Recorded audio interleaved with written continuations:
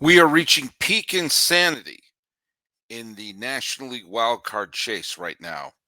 And guess what? It's no longer early. You are Locked On MLB.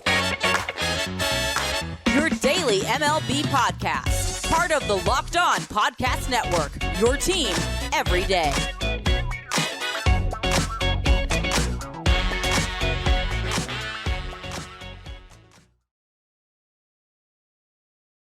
Hello, baseball fans. Welcome to Locked On MLB, part of the Locked On Podcast Network, where it's your team every day. This is the daily podcast. We talk about all of Major League Baseball. I am your host, Paul Francis Sullivan. If you don't believe me, please look at my lower third, where you can call me Sully. I am an Emmy-nominated television producer who has been a baseball podcaster for well over a decade right now. This is my fifth season, which we are now in the final third of at the Locked On Podcast Network because it's August. You can't say, it's early, it's April, it's early, it's May, it's early, it's June, it's early, it's July. No, it's August 1. And later on today, well, the trade deadline is going to happen, which means a lot of the stuff I'm going to say right on this podcast may be 100% obsolete, but the spirit will remain true. This episode, it's late. This episode is brought to you by Gametime. Download the Gametime app, create an account, and use the code LOCKEDONMLB for $20 off your first purchase. Last minute tickets, lowest price guaranteed. Hey, let's just, by the way, follow us at Locked On MLB Pods on Twitter and Instagram. I'm your pal, Sully. I'm at Sully Baseball on Twitter, Sully Baseball Podcast on Instagram, assuming Twitter still exists, or X, or whatever the heck it's called now. This is the last day I am going to have the impossible trivia question sit out there. I'm really stunned that some of my everyday Sully listeners haven't got this one yet. I threw out a couple of hints, and I'm going to give a lot of credit to one of my followers, and an everyday Sully follower, which is it's Kyle King. Kyle King's been trying to figure it out on Twitter. And Kyle King, you are getting really close. So here it is again. A postseason series ended. The final play of a postseason series was an RBI single from the visiting team. How is that possible? This happened. It's not an obscure year. I gave you a hint. It involved the San Francisco Giants. Someone said, well, maybe that's something to do with the Earthquake series in '89. No. The final play of a postseason series was an RBI single by the visiting team. Now, Kyle King, who's at Hermit Kyle on Twitter, has been trying to figure it out. He's been taking the Rubik's Cube and spinning it around. And he said, I came up with a circumstance where it could happen. Visiting team is down by at least one run, 2 outs. The hitter hits a single and either another runner or that batter gets thrown out trying to advance an extra base. You're getting close. It involved an RBI single, but it also involved the final out of the series. You're getting real close, Kyle. Getting real close. If no one gets it by tomorrow, if I wake up tomorrow morning and I don't see the answer, I'm handing it to you. I am just like, I'm giving you all sorts of snowflakes of hints, giving you nice, pudgy hints regarding this. I'm fishing for this, giving you a giant clue. I'm putting it out there. Nice snowy clues, nice pudgy hints, reeling in, fishing for an answer for this giant clue I'm giving you. All right, okay. I'm practically telling you someone better figure it out right now because I've said most of the things involved. That was my son just walking right in there. That's how it works sometimes. Absolute anarchy behind me and absolute craziness in the wild card chase. By the way, in the National League wild card chase, if you're just waking up, and I'm going to sleep pretty soon, if you're just waking up, then I will tell you that the National League wild card situation looks like this. The San Francisco Giants, who lost in extra innings tonight to the Arizona Diamondbacks in a wild, weird game. And I'm telling you, folks, we have to get rid of the Ghost Runner. The Ghost Runner stinks. The Ghost Runner stinks. Did I mention the Ghost Runner stinks? It takes away all the interest out of an extra inning game. I digress. The Giants, as of this recording, have the top spot in the National League wildcard chase. The Philadelphia Phillies have the second spot in the National League wildcard chase. And in the third spot, the final spot, the one that the Philadelphia Phillies got last year, that they rode all the way to Game 6 of the World Series, that spot is currently occupied by not one, not two, but three different teams. The Arizona Diamondbacks, who have been on a horrible slump, but somehow managed to win with the help of Ghost Runners a game tonight in San Francisco. The Milwaukee Brewers, who have lost a bunch of games recently and have fallen out of first place. They're on a 4-game losing streak. They've dropped 7 of their last 10, but they're hanging on. And the Miami Marlins, who lost today, also are hanging on. The Diamondbacks, Brewers, and Marlins are all tied for the same spot. Now, the Marlins would be in a slightly better situation if they were able to rally late against the Philadelphia Phillies. The Marlins took an early 2-0 lead. Luis Arraez did everything you could ask from me. Got a 3-hit game. Jorge Soler got a home run early on. Everything looks fabulous. But Yohan Rojas got a big 2-run double. Joey Wendell made an amazing catch. Taijuan Walker pitched well, thank you very much. And the Phillies hung on for dear life, which is what you do when you put Craig Kimbrell on the mound to close out a game. Phillies doubled up the Marlins 4-2. All right, what does that mean for the Brewers? Once again, you can't circle a calendar and say, here's an easy win for us, because the Brewers thought they had an easy win their way against the Washington Nationals, but it turned out to be a 5-3 victory for the Nats. Meneses, who kicked the Rockies when they were down last week, got the go-ahead 2-run single that put the Nats ahead in the 7th inning. And with that, the Brewers are slipping away from first place in the National League Central. The Reds are still in first place. You notice I didn't mention the Reds in the wild card because the Reds are in first place in the Central. It was a 6-5 game. The Red Hot Cubs have now lost a couple of games in a row. Will Benson, big RBI double. Joey Votto, who gave that hilarious interview with not Mike, I'm thinking not Mike, but the Mad Dog, Chris Russo. Go find that on YouTube. It's hilarious. Alexis Diaz saved the game. It was a 6-5 thriller against the Chicago Cubs. And I mentioned the D-backs game with the Giants. So you have all those teams right now. And this is one of the reasons why this trade deadline that we're facing right now is so fascinating, because you have all these teams just all clustered together. And no team is running away with it. None of those teams look particularly dominant. Atlanta won again. Atlanta lost today. I'm sorry. Atlanta lost today. But Atlanta is still, in my very humble, Atlanta lost to the Angels, which had some interest to the American League wildcard, which I'll talk a little bit after the break here. But you have just complete craziness going on with all the teams that are bunched together. None of them are playing particularly well. And so you know that a decent player here or there could be worth one extra win or maybe two extra wins. And that's probably the difference between playing the postseason and playing golf.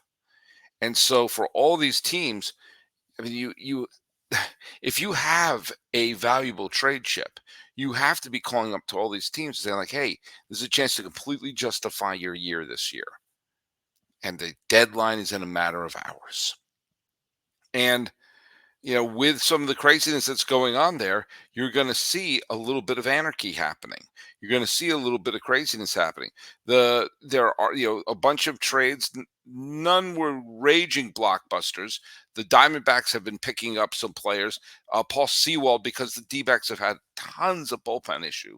Paul Sewald came over for 3 players from Seattle. The D-backs also got Jace Peterson from the Oakland A's. Are any of those groundbreaking deals? No, but that might be a little difference here or there. The Milwaukee Brewers, I'm sorry, are the other team that's tied. You have the Diamondbacks, the Brewers, and the Marlins are all tied for that third wild card spot. So Mark Canha, the Brewers trade for Mark Canha.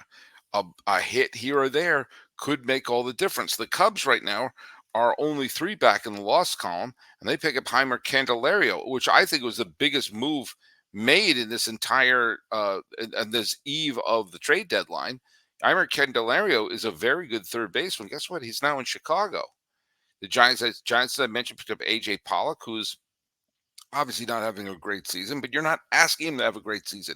You're asking him to have a pretty good 7 or 8 weeks. And maybe that change of scenery or waking up and going like, hey, I'm no longer flopping on the deck like a marlin covered in snow. I'm going to keep making hints for what the answer is.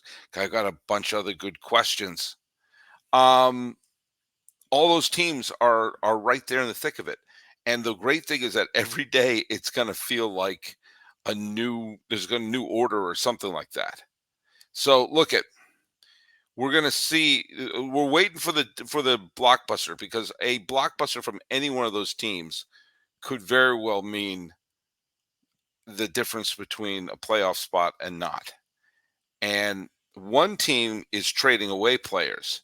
And I have a sense that their fans, if they accept what they're doing, should be happy, especially if they pull off a blockbuster tomorrow. Hey, let's talk a little bit about Gametime. Now, I went to a couple of games over the weekend between the Red Sox and the Giants. Not the easiest tickets to get, unless you want to sit in the nosebleeds. If you want to get a decent ticket, you have to sort of look around, find the right seat, find the right location, and look for the best deals, especially those last minute deals. I got a great last minute deal on Friday, and I got it through Gametime. Buying tickets for your favorite events, like me going to the Red Sox Giants game, that shouldn't be stressful. It should only be stressful watching those extra inning games. Gametime is the fast and easy way to buy tickets for all the sports, music, comedy, and theater near you. Great deals, killer deals on last minute tickets, and the best price guarantee. You can stop stressing over tickets and start getting hyped about the fun you'll have. And I did have fun in Oracle Park with my tickets. You get the image of the seat. You say, hey, that's where I want to see it. I think I'll get those tickets. Lowest prices guaranteed, and the tickets are emailed right to you. You get it right on your app, so you don't have to go fudging around for those emails. And let me tell you something. You got to snag the tickets without the stress with Gametime. Download the Gametime app, create an account, use the name Locked On MLB as a code for $20 off your first purchase. Terms apply. Again, create an account, redeem the code Locked On MLB for $20 off. Download Gametime today. Last minute tickets, lowest prices. Do you know what they are? They're guaranteed.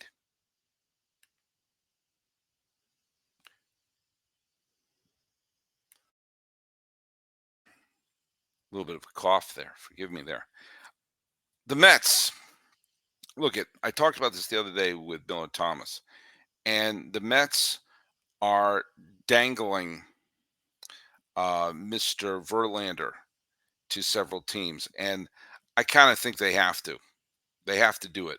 They have to pull the trigger on this trade. Now, it doesn't look like he's going to be going to Houston for a Houston reunion. He's probably not going to go to Detroit for a Detroit reunion. The Dodgers are an interesting case.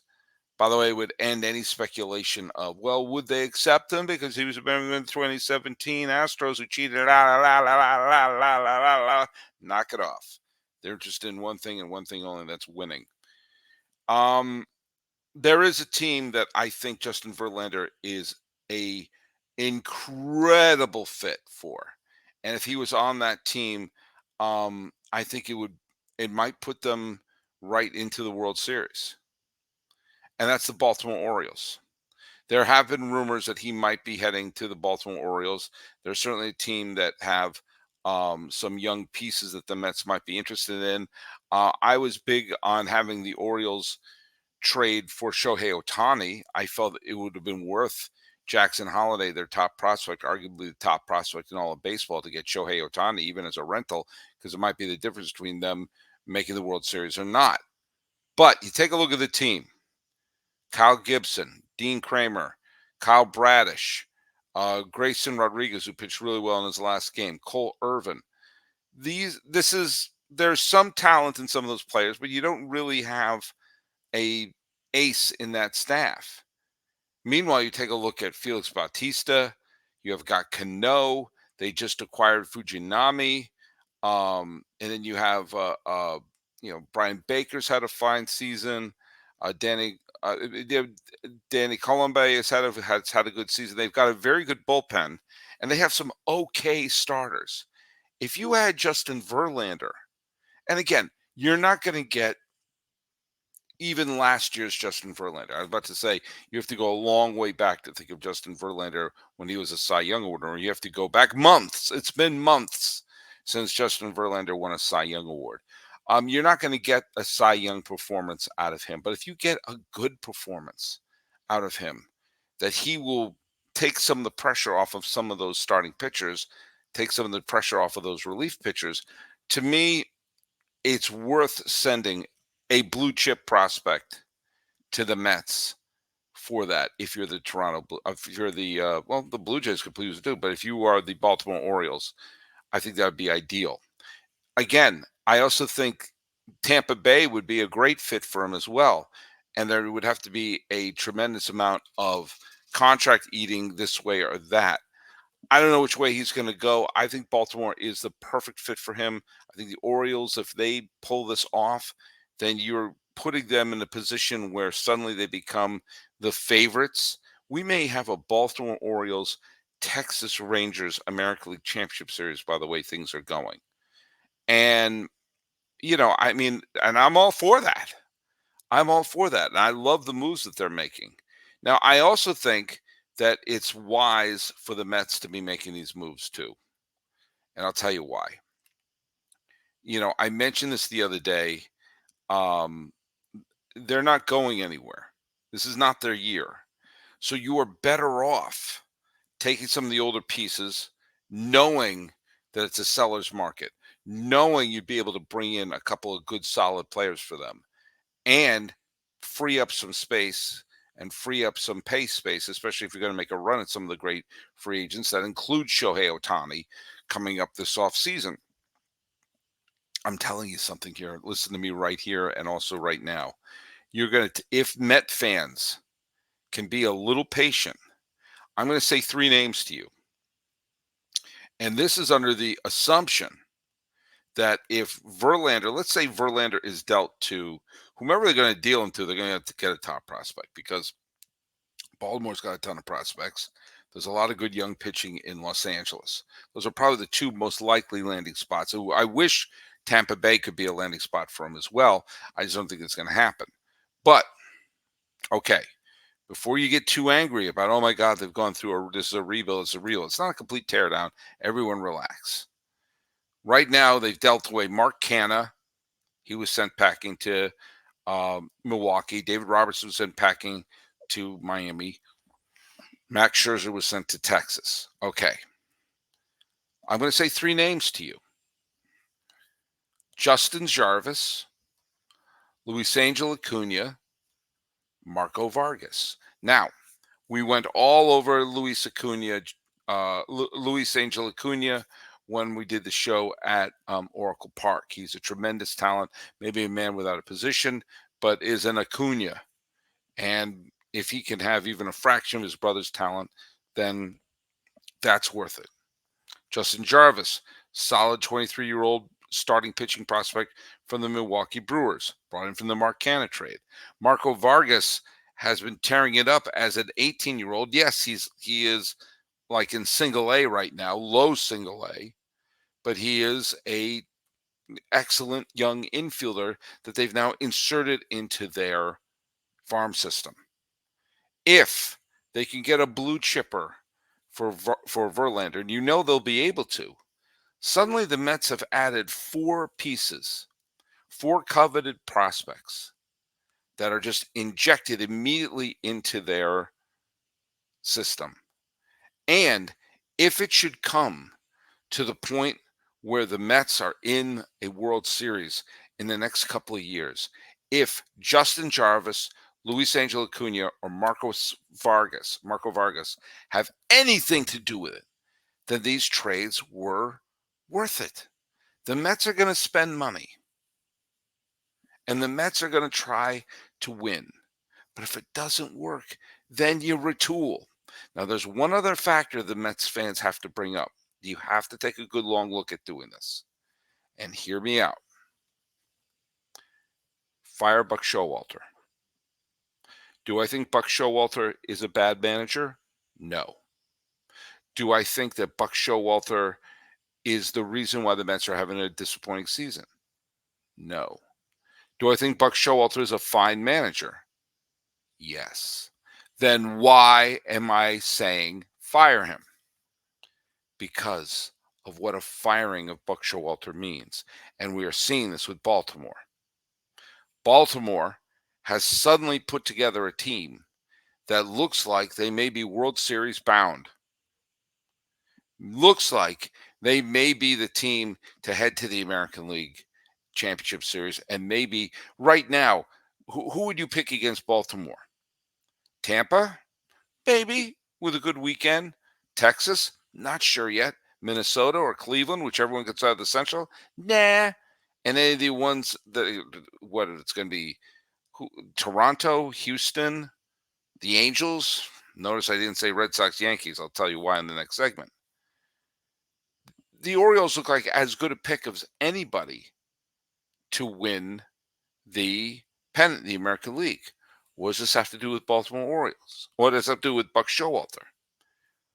Brandon Hyde is the manager of the Orioles, a team that could very well go to the World Series. Who was the previous manager? Buck Showalter. Okay, so what? Buck Showalter was the manager of the Yankees in 1995.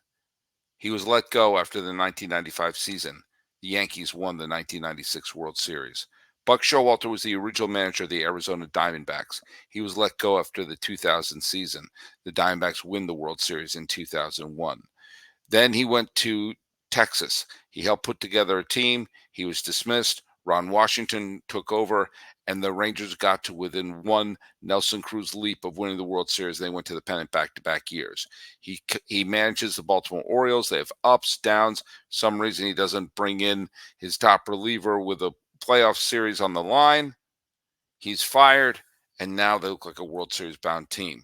Whenever Showalter gets fired, the team puts together a pennant winner.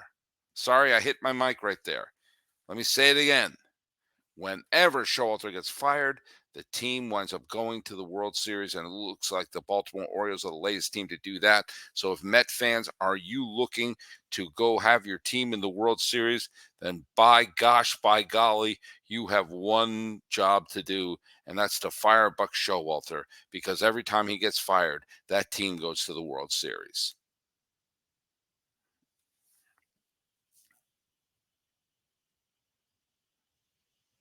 Of course, that could be a coincidence, my whole Buck Showalter thing, but heck, I've seen a pattern develop here. I'm going to try my best not to talk that much about the Red Sox or the Yankees unless there's something to talk about. Because, the Red Sox, I saw them live the last few, days, and when they were in San Francisco, their bats look dead. Their bats look dead. But they've developed a couple of young players, and I think that they're going to be a good team in 2024 and beyond. If they win a wild card spot, fantastic. They're not expecting it. But, I'm glad that they're showing some life and contending. But I think it's clear that they are a year or so away from being a real contender. The Yankees, on the other hand, they lost again to Tampa Bay, and it was home run derby. The Tampa Bay Rays could just homer at will, and they brought in Domingo Germán to pitch the final 5 innings of the game. I'm not 100% sure what was going on there. The Rays go off to a big lead, and then Germán comes in and he throws 5 innings of shutout ball. Isn't he a starter? Didn't he just throw a perfect game? I know he's been up and down, but why would you use 5 innings of Germán as a mop up guy? I don't understand. I don't understand. Here's what I do know: the Yankees, when they're not playing the A's or the Royals, they're 3 games under 500. They are 47-50 against teams not called the Royals or A's. So they are a mediocre team. The Red Sox are slightly better than a mediocre team, but I don't think they've got what it got. So the thing that's so wild about the Yankees is they're in desperate need of offense. They're bringing in Sean Casey to be the new hitting coach. Congratulations. They've played 15 games since his arrival, and 9 of them they've scored 3 runs or fewer. And 2 of those games, at least one of those games, I think 2 of those games took place in Coors Field. That includes a series against Kansas City. So they just can't score. And yet you're starting to see players like, Randall Grichuk and C.J. Cron wound up being traded back to the Angels. I was saying that the Yankees should be trading for Grichuk. Yes, I know they're too right-handed heavy. They just need a few actual hitters in their lineup. Not that Randall Grichuk is the second coming of Hall of Famer Pudge Rodriguez or even J.T. Snow. How many hints can I drop? But for God's sakes, if the Yankees don't do anything in this trade deadline to improve the team, then they should just start dumping everyone off. Now, we're starting to see it at MLB Trade Rumors. It sounds like the Yankees are going to be trading away their pending free agents. And you know what? That might be the smarter move. That might be because, right now, I talked about how crazy the National League wild card is. The American League wild card is a little more tame. The Red Sox are the closest team on the outside looking in, and they're 2.5 games out. But right now, with the Red Sox loss and the Yankees loss, the Yankees are now tied with the Seattle Mariners for third place in the wild card standing. And the Angels just leapfrogged the Yankees and are now behind Boston. And they're only half a game behind Boston. So if the Red Sox lose and the Angels win, then the Angels will leapfrog the Red Sox. And if that happens, I don't mind if the Red Sox trade away their pending free agents, flush that farm system with young players. But the weird thing is the Yankees, if they had made a trade earlier, and there were a bunch of people, including Stacey Gotsulias, who were screaming for them to make a trade. If they made a trade earlier, or if they made a trade, and what I said they should have done, go back and listen to the podcast. When Judge went on the disabled list, and it was clear he was not on the disabled list just for the week, I said they have to just get a professional hitter. Any professional hitter. And I believe I said Randall Grichuk. Not that I thought he was going to be a great player, but because they need to make sure there was a major leaguer in that spot. And they didn't have that. And now they're thinking about selling off. Did none of us, I think I'm about to say a sentence that's grammatically incorrect, but it's late. Did nobody, I think we're back on track, learn the lessons of the 2021 Braves, who, by the way, were in bad shape at this point in 2021. They had a losing record. They had lost Acuna. They had lost their entire starting outfield. Ozuna. Their outfield was a mess. And they brought in Rosario. They brought in Soler. They brought in Peterson. And with those 3 moves, they made sure there was a major leaguer there. Now, of course, Soler went on to be the World Series MVP, and Rosario went on to be the NLCS MVP. And so they caught fire at the right time. But you have to make sure, if you're trying to contend, you have major leaguers at your position. They were starting minor leaguers in New York and Isaiah Kiner-Falefa in left field.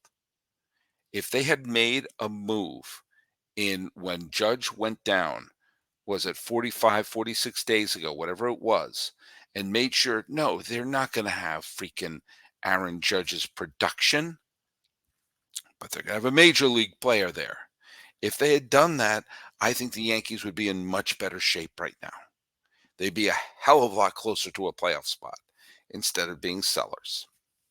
But the interesting thing about this podcast is that it's critical I get something out before the trade deadline tomorrow. But at the same time, the big news will probably make this episode obsolete. So on that note, I'm going to wrap this up, but I am going to make my prediction. My prediction is that Verlander will go to the Baltimore Orioles. The Yankees will be sellers, and I think there's one more big blockbuster. I think it's going to be Dylan Cease, and I think he's going to go to the LA Dodgers. I could be wrong. I've been wrong before, but I've never been wrong in telling you to go to Locked On MLB Pods on Twitter and Instagram. I am your pal Sully. I'm at Sully Baseball on Twitter, Sully Baseball Podcast on Instagram, talking about anarchy, talking about craziness, and talking about how the two teams that everyone, well, certainly ESPN always wants to win because of their fan bases, are slowly falling into also ran territory. This is Locked On MLB for the first day of August 2023. I'm your host, Paul Francis Sullivan. Please call me Sully.